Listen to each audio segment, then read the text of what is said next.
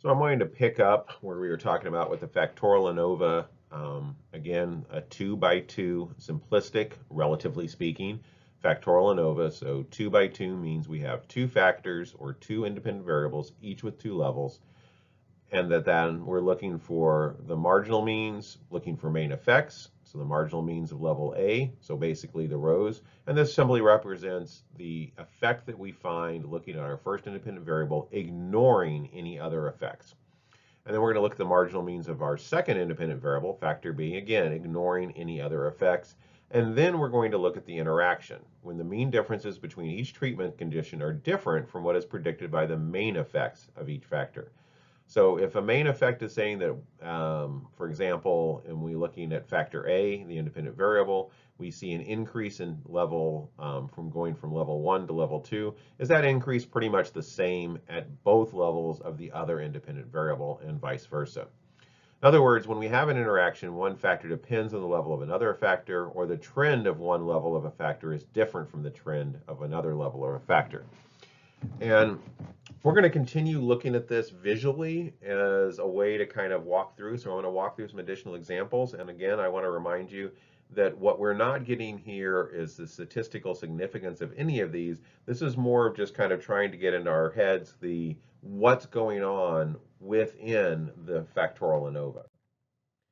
So again, I have an example here where we have a 2 by 2 design. We're eyeballing this mathematically. We have two different types of intervention: cognitive behavioral therapy, CBT, or psychodynamic therapy. And then we're looking at the difference between males and females. So one of these might be actually something we could randomly assign. We could randomly assign people to be either in cognitive behavioral therapy or psychodynamic therapy. However, the other one's a pre-existing variable that we're simply measuring. We're looking at the difference between males and females. And again, we're going to look at what's going on as far as the marginal means. In other words, do males or females respond better to therapy regardless of the type of therapy? So for looking at the row of males, we have a mean of 11 and 14. We're going to add those together. 25 divided by 2. Our marginal mean for males is 2.5 on our outcome successive therapy. When we look at females, we have a 20 and an 11. That's a 31 divided into half. That's 15.5. So again, the response or the effectiveness of therapy is higher for females over males. When we look at cognitive behavioral therapy versus psychodynamic therapy, again, we're going to ask simply, regardless of whether you're a male or female, do we actually find a main effect here? So again, looking at cognitive behavioral therapy, that column, 11 plus 20 is 31, divided in half is 15.5. And when we look at psychodynamic theory, we have, again, 14 and 11, added together is 25, 12.5. So the main effects here are pretty clear. We have a main effect of type of intervention. Cognitive behavioral therapy results in a better outcome than psychodynamic theory, 15.5 versus 12.5.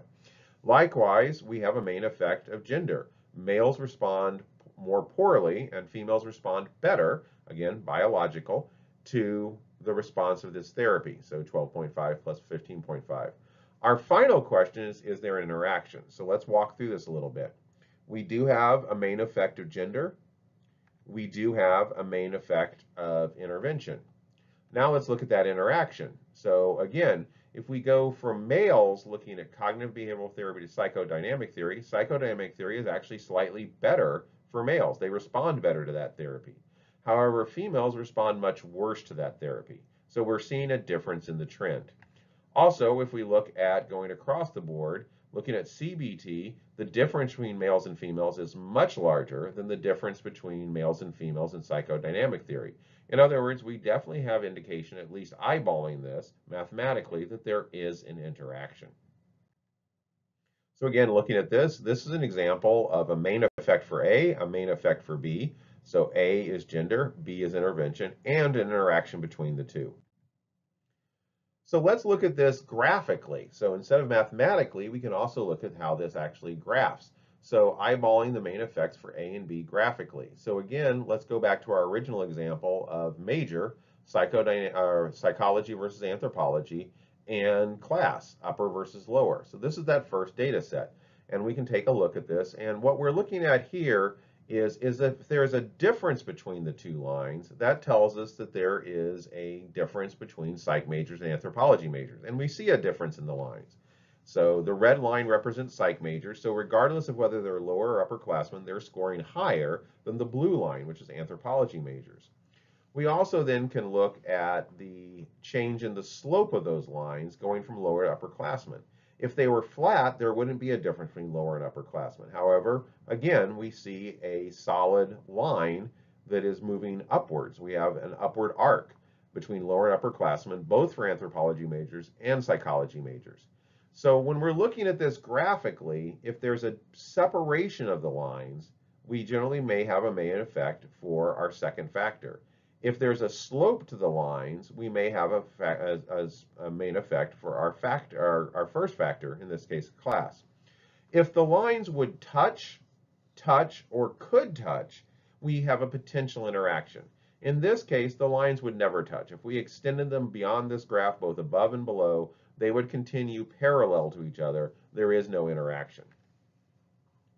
So the slope tells us if there's a factor A, and basically we're just kind of averaging the slope. And if the distance, so there's the average of that slope, it is a crossed line, it has a slope to it, therefore there is a potential interaction for class. That's a main effect. When we're looking at the separation between the lines, we're again going to average that separation, but in here, basically it goes +1 at the lower level, +1 at the higher level, we have a separation. There's a main effect for that. But likewise, we look for would the lines ever cross? If no, no interaction.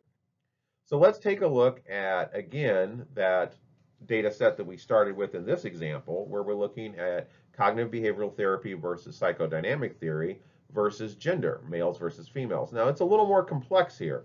The first thing we can see is the lines clearly cross. So we know there's probably an interaction, but we also want to ask, are there main effects? So again, we're going to look at that slope. We're going to average the distance between cognitive behavioral therapy at the first level and then psychodynamic theory. And then we're going to draw kind of an imaginary line. It's not as sloped as, for example, females slope down, males slope up, but the average of the two is still not a flat line. That would be an indication of a potential main effect. We're then going to look at the differences between the lines, so the separation. Again, what we find here is +9, -3. We're going to add those together. It's greater than 0. There is a difference between the two lines, though it's not as clear as the previous example. So again, we have a main effect. And finally, would the lines ever cross? Not only yes, they actually cross within this data set. Those are, again, a visual representation that there is potentially an interaction. So when we have an interaction, we need to test that interaction with simple main effects tests. We can basically conduct separate ANOVAs for each level of the variable. We compare males and females in cognitive behavioral therapy. We compare males and females with psychodynamic theory. We compare CBT and psychodynamic for males. We compare CBT and psychodynamic for females. These 4 tests will give us a clearer picture to how trends vary and when effects are significant. Notice I didn't talk about Tukey's main effect tests for this because this is a 2x2 ANOVA. If we have a main effect of factor A, there's only 2 levels. We know that there's a difference between those two. And likewise, if we know there's a main effect of the second independent variable, there's only 2 levels. We know where the difference is. It's between those 2 levels.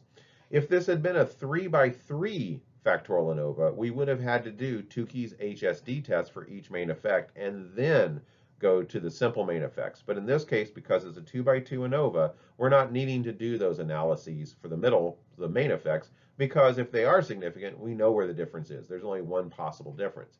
However, if the interaction is significant, we don't know where the significant differences are. That's what we need to look at for simple main effect tests. Where are those differences? Not just visually, not just theoretically, but are there significant differences? In other words, is there a significant difference in with males going from CBT or psychodynamic theory? Is there a significant difference between females going from CBT to psychodynamic? And is there a significant difference between males and females in CBT and males and females going from psychodynamic theory? Now, again, we know there has to be a difference in there. So we pretty much know that the difference between females, 20, and males in CBT, 11, and females in psychodynamic, 11, is most likely significant. But we're still going to run the test to find out, is there additional differences that we can find? So again, females significantly benefit more from CBT than males. We know that. That is the larger difference. We could also then look, is there a significant difference between males and females in psychodynamic theory? And in fact, if we ran the analysis, we'd find there is not. The smallest difference is not significant. There is also no significant difference between CBT and psychodynamic theory for females, but there is a significant difference between CBT and psychodynamic theory for females.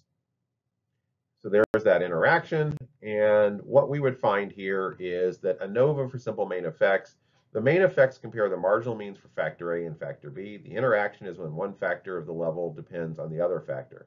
And the simple main effect tests are an ANOVA conducted for each level of the independent variable looking for these main effects. We're comparing all four possible categories. Again, a more complex design means that we'd be doing more of these analyses. So when we're running an ANOVA on a factorial design, the first thing we're doing is 3 hypothesis tests that are omnibus tests. Is there a main effect for A? Is there a main effect for B? Is there an interaction? If the main effects are for factors that have more than 2 levels, we need to run additional Tukey's HSD tests for each main effect to find out where those differences are. And if the interaction is significant, we need to run simple main effect tests to find out where those significant differences are. The size of the effect is going to be partial eta squared again. Again, we're looking at this and we can think about this. The main effect for A is simply the sum of squares A divided by the sums of square A plus error. That is our partial eta squared for A. Our partial eta squared for B, the second factor, our main effect for the second independent variable, is the sums of squares of that particular independent variable, in this case factor B, divided by the sums of squares B divided by sums of square error. And again, our partial eta squared for our interaction is the sums of squares of A and B divided by the sums of squares A and B plus sums of squares error. And again, we can get this information from the actual SPSS. If we wanted to run those calculations ourselves, we have between treatments. So we have that information, we have the error, and we could simply run these numbers through. So again, what we find in this case is this particular data set, we have a sums of square, partial eta squared for our first factor of 0.32, our second factor of 0.28, and our third factor of 0.01. Remember, 0.01 to 0.09 is a small effect, 0.09 to 0.25 is a medium effect, and anything over 0.25 is large.